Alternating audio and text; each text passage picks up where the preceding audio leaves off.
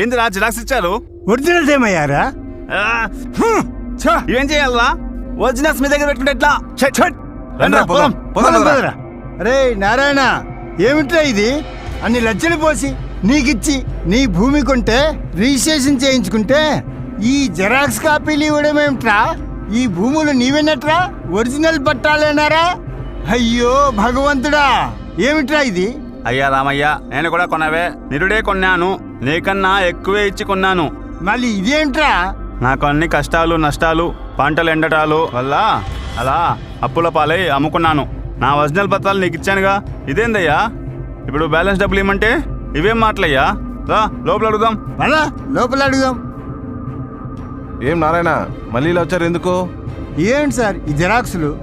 ఇదా? అయ్యో, మీకు ఈ విషయం తెలీదా? రూల్స్ మార్చేసిందయ్యా ఈ గవర్నమెంటు. ఇక నుంచి మీకు